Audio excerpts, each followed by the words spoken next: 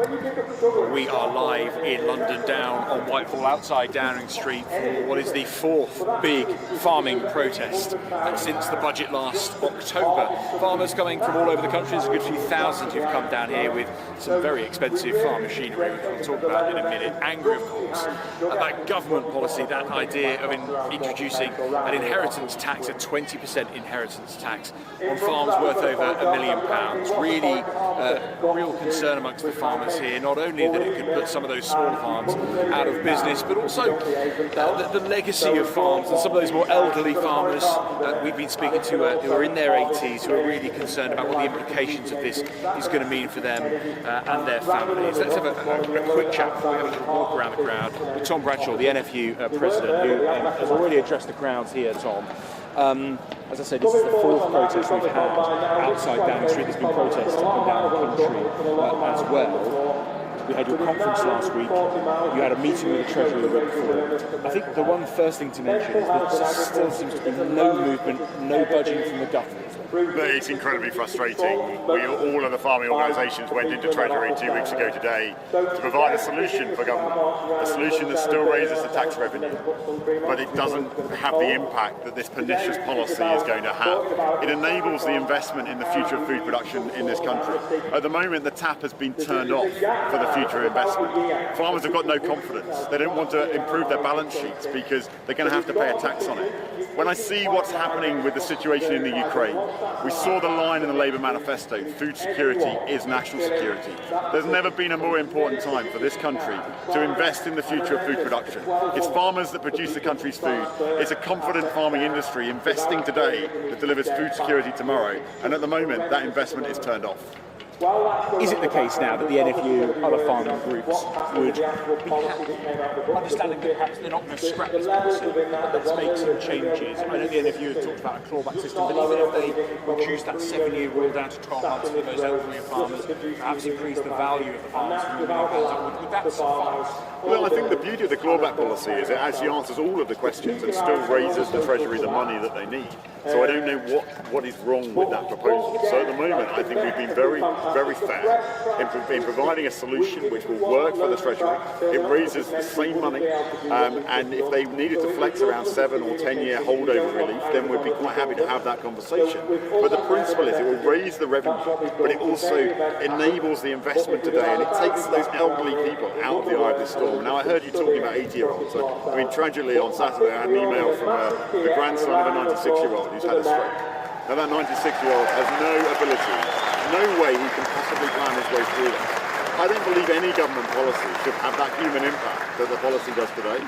And I don't believe that the Prime Minister can live with that, and I don't believe the Chancellor can live with that. But my real plea is the geopolitical situation has changed, even since October.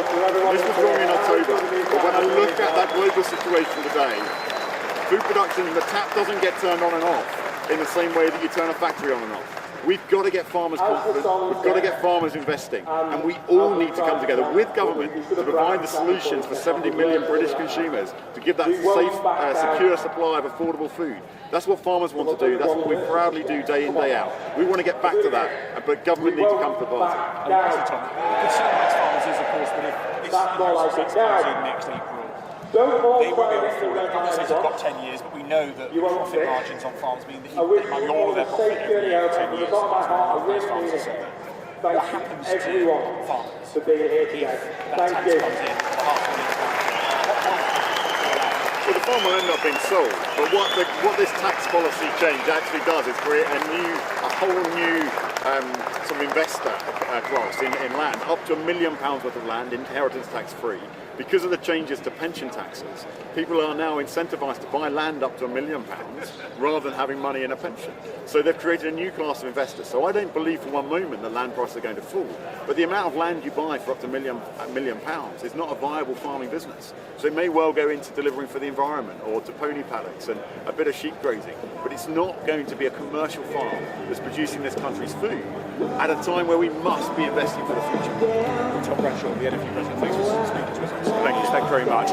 Just to outline some of the basics of what this is, if you've not heard about this inheritance tax problem which farmers have been protesting about, essentially what's coming in from April 2026, next April, is that if you have a farm that's worth £1 million or more, you will be liable for 20% inheritance tax. Now that's actually half what non-farmers face in terms of inheritance tax, which is 40%. It's still half that. But for many decades it has been zero, and that is how financial planners, succession planners for farmers have been advising farmers keep hold of the farm to the elderly, pass it on for free. Now many people say, well, hold on a minute, why should the next generation get an asset that might be worth 3, 4, 5, 6, 7, 8, 9, 10 million pounds without paying inheritance tax? Well, the farmers will say, well, look, this is a business asset. We are asset rich, we are cash poor. There will be many farmers here who are in their 4th, 5th, 6th generation. And of course, land value has shot up over the decades. And what it was worth 30, 40, 50, 60 years ago is nothing like what it's worth now. But the farmers will say, we don't see that money. It's asset rich and it is cash poor. Let's walk a little wander around and look at the machinery a bit. Let's have a quick chat with one farmer here. What's your name, sir? I'm Will. Will. And where are you a farmer? Whereabouts are you farming? Yeah, we farm in Suffolk. Farm in Suffolk. What sort of farm are you running down? We're arable and we're also involved in contracting for other farmers. Brilliant. Let's just walk you around here a bit just so we can see you, because I want to ensure that we're not blinded by the sun. Just going to stand here. And Will, you've been compelled to come down here today. This is the 4th protest. We were just chatting to Tom Bradshaw. The message isn't getting through. Why do you think? The only way we're going to get the message through is through persistence and resilience, which is in our blood. You know, being a farmer, we have to be resilient, and we will carry on doing what we're doing until the message gets through. There's so much at stake, and there's so much passion behind growing food that we need to relay to government to make them understand that, you know, it's so critical that we can maintain food security. How big's your farm? We're farming about 2,000 acres. That's not all owned, some of that's tenanted, some of that's contract farming. It's all just to try and spread our overheads. You know, you just have to have different mix of tenures. What's the situation with the ownership? Is it owned by your father, your parents, or is it you owning the farm? It's family owned. It's family owned. Yeah. Have you done a sort of back of the calculation as to what this tax bill could be for you? Yeah, there is implications for us. You know, I'm not going to go into detail on that, but as far as I'm, that's kind of confidential. But I wouldn't be here if there wasn't some serious implications. Okay, so it could be a threat to the farm, like many. Absolutely, without selling assets, something like that. We don't want to sell assets because they are our toolbox to produce food. It's as simple as that. And as a family, we've been on the same farm since 1762, which is over 250 years. There's a massive legacy there, whether that be hedgerows that have been planted by previous generations. My grandpa was very passionate about oak trees and leaving them for the next generation. He's actually passed that kind of responsibility there, like his children. He's passed that responsibility on to me to manage those trees. The soil, we're constantly trying to improve our soil, whether that be through drainage or organic matter. So you've been doing a lot, obviously, over the generations. I mean, farmers have been custodians of the land. When it comes to food production, we filmed a special report on Sky News last year. A mother who works, and the fact is that increasingly buying British is becoming too expensive for the average. If you're to the butcher, the baker, the luxury choice, people go to quite a product is hard to price. Now, of course, there's an issue of quality, where that means from, what's in it, who grew it, the labourer behind it. People vote with their wallets. What I say about that is, it's fine going to the supermarket. I've got nothing against the supermarket. What you can do when you go there, you can still buy affordable food that's British produced. If you look closely at the main thing is the Red Tractor logo. It's got the Red Tractor logo. You can be 100% sure that is British produced by top standards, world-class standards. We're not just that is absolutely well known out there in the industry that we are producing food to top class world standards. It's good quality stuff. But we've got to be careful about, we've just got to be conscientious about looking on the shelf and seeing if there is a Union Jack logo and also critically if there's a Red Tractor logo as well. Just quickly, you touched on that in terms of the standards. That's one of the concerns with trade deals, isn't it? As we've those trade deals are signed, and the concern is that the imported food is a less quality. It's not a concern, it is absolutely guaranteed that there's countries producing food at a lower standard to us, and that is coming onto our island and competing with fresh, homegrown, affordable produce. Your message to the government, Will? Listen to us. Thanks very much, Will. One of the farmers here. Thanks so much for chatting to us. Let's have a little wander just to go and look at some of the machinery, because what they've done here is the previous protest, I'll just go over this step here, the previous protest had 700-800 tractors here back in February. They weren't allowed to come here today. The Met Police used public order offences. They've basically got an injunction in saying if you drive your tractor here, you're going to be arrested. And the farmers have adhered to that, but what we do have is a lot of machinery. And it's about demonstrating the cost. You can see this sugar beet harvester here. And essentially, outside down the street, they're putting the price on there, £600,000, and it's really to demonstrate on Shrove Tuesday how much it costs kit-wise to make a pancake, and that's part of the protest today. There are combine harvesters, there's seeders, there's this sugar beet harvester here, there's tractors, and it's a demonstration that if you introduce this tax, that knocks out any money to be able to invest in machinery, invest in barns, invest in all the infrastructure, of course, which makes up actually the vast majority of land in the UK. Let's just have a look around here. This gentleman here, sorry, I'm on Sky News. What was your name, sorry? Clive. Clive, is this your tractor here, Clive? It's not my tractor, no. Okay, well, we'll speak in front of it anyway. Clive, Yeah. are you a farmer? Whereabouts are you from? I am, yeah, farming Litchfield, Staffordshire. Litchfield. What sort of farm? What sort of We're size? all combinable crops, a few thousand acres. We have some of our own land, but we farm for other farmers as well. So contract farming and renting, so not all owned, unfortunately. I think you've come down. I don't know whether you've come down to some of the previous protests that we've had here over the last year. What made you come today? Yeah, well, I was one of the organisers of the protest, the 19th of November, the original, the big protest. That was the one with Jeremy Clarkson. That's it, with So Jeremy we were and down whatever. here. That saw there were 10, 20,000 farmers here. An incredible Yeah, sight. well, I think the BBC said 200, didn't they, or something? But no, it was actually like I think the Met were like 40-50,000. We were live here throughout the day, and we saw how many there were. And I've helped organise today again a little bit as the weather's getting better, everyone's getting busy, lambing season started. We're kind of planting spring crops, fertilising crops, and looking after crops now. So this is probably the last chance, really, I think, for the summer when we all get busy and have to look after a farm. I was talking to Ollie Harrison when you were on your march. We keep having these protests. The government isn't backing down. Is it the case now that farmers would be happy if there was a concession? Raise the threshold, reduce that 7-year rule. Is there some give and take now? Yes, I think so. I mean, look, I think right from the start we've understood what they're trying to achieve. There is a problem with kind of people using land for tax avoidance, but that's not family farms. That's not the genuine family farmer that is going to be caught out by these rules and destroyed. I mean, my own children. I'm a third-generation farmer. Grandfather started the farm just after the Second World War at a time when rationing was important. Well, geopolitically at the moment, I think food security is something that our government really needs to start taking very seriously. We're living through some scary, uncertain times, aren't we? And it's taken away that possibility for my next generation. I've got elderly parents.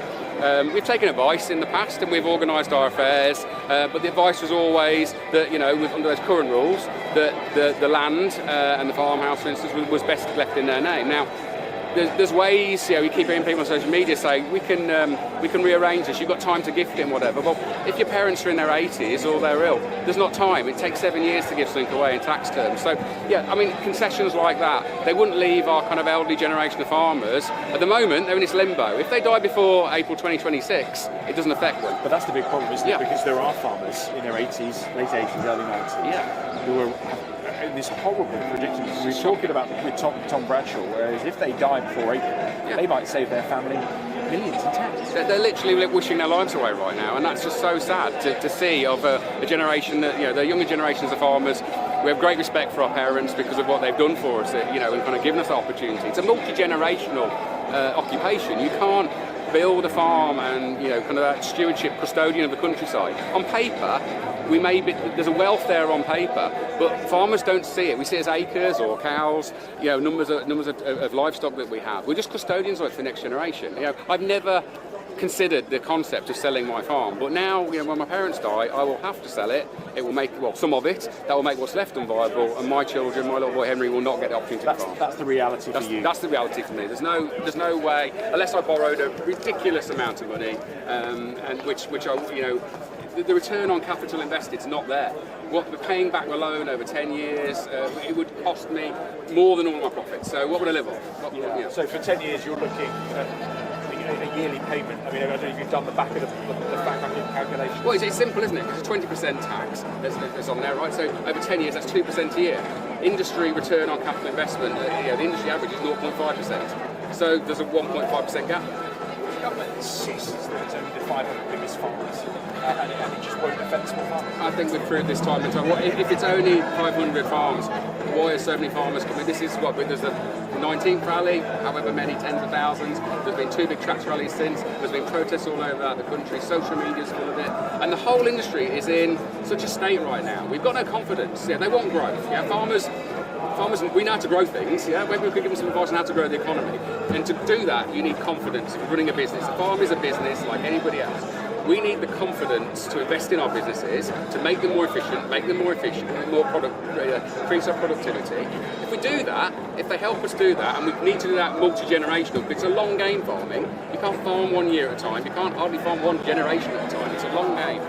But if they give us the confidence to do that, make that investment, we'll make more profits, improve our food security, provide that higher welfare, higher environmental standard food that I think everybody wants and is willing to pay for in the UK. And ultimately, if we do that and we're successful at it, we'll make more profit, we'll pay more tax. Well, thanks so much for speaking to us, Sky. It's really appreciated. Clive, another farmer there who has come down to join the President. Let's have a walk through here a second. Just to give you a sense of some of the machinery that we were talking about here that's come down. It's always remarkable to see Whitehall come to a close. Interesting what Clive was saying there about the farmers actually being here, because it's such a lovely day here in central London. That is actually key, because a lot of farmers, when the weather is like this, and it's one of the warmest, nicest days we've had of the year so far, they have to be on the farm, and this could be one of the last chances of protest, because those farmers from now really right through until harvesting are just flat out there like 7 days a week, and they simply can't afford to be off the farm. A sugar beet drill here, £90,000. And some of this kit is absolutely remarkable, and it gives you a sense of just how expensive it is to run a farm, to maintain that kit, to maintain that equipment. And for them, they say that if this inheritance tax comes in, then simply will be unaffordable, unviable to run the farm, and it will no longer work. Let's have a run. He's on his new down. Really enjoy it.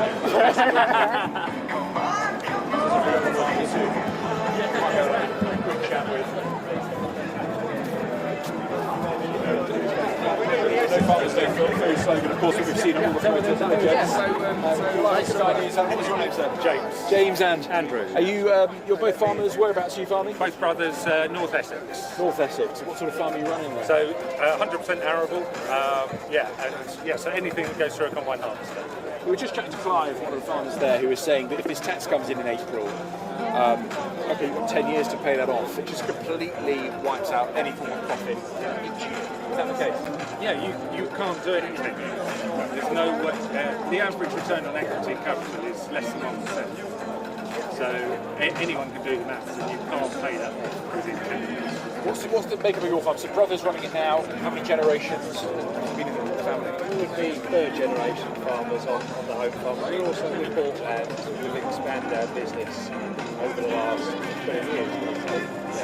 Explain the asset rich cash poor, because there'll be people watching this who think these are all millionaires. How do you liken it? Would you liken it to a fisherman operating a fishing boat? You know, you're going to tax his boat and force the sale of his boat. You're going to expect somebody else a builder who's working on his tools, to own the building site that he builds houses on. You know, this is the analogy that you've got to run. We need to own farms to operate them. We've been tenants in the past. It was our opportunity to rise up and buy our farm. That was our opportunity. It guaranteed food security through that method. That was the major thing since the law. And now you don't want us. A lot of people will say, and I was chatting to Tom Blanchard about this, the world has changed since World War II, since subsidies. You can go into a supermarket, you can go to a low-budget supermarket, you can buy a chicken breast with ham that's grown and produced in Brazil. Now, you'll say, well, who grew that? What's in it? What's the quality? But is there an argument amongst people who can't afford to buy British food? It's becoming luxury article. Absolutely, that is absolutely. So the last rally they had here, they had a guy from a housing estate, and the only shop on his housing estate, he couldn't buy fresh produce. All of these farmers who have been here today are producing food at the cost of production, or perhaps a small margin over and above. So why is it that members of the British public who aren't earning enough money can't afford to buy our food? Why is that? That's not the fault of our industry, that's the fault of the food industry. And what's the solution then? Because you go into some of those budget supermarkets, and not just actually some of the budget supermarkets have the most British produce we've seen. But there are some ones where a lot of frozen products are from non-EU, and a lot of it's mixed as well. Actually, it's quite ambiguous, isn't it? Yeah, it's food labelling. That's the first problem. Why is it so ambiguous? Why are supermarkets selling food under spurious names of made-up farmers? There are very good farming businesses with excellent credentials, excellent sustainability credentials, but they're wanting to have these fake farms and try and market the food through this fake farm situation. So food labelling is a must to sort out, to give us a chance to compete. Well, opposite, you are what you eat. And if you're living off ready meals, and that seems to be where a lot of people are heading towards. It's far easier to buy a ready-made meal. We need more education so people know it only takes 10 minutes to make a decent meal from fresh. Follow Jamie Oliver, etc. They've been making this for years. No one can listen. But you've got fantastic food. And when you've got like a combine harvester producing flour, buy a loaf of bread, £1.35. 4 pence of that is direct supermarket profit. 4 pence of that is the pure income farmer makes.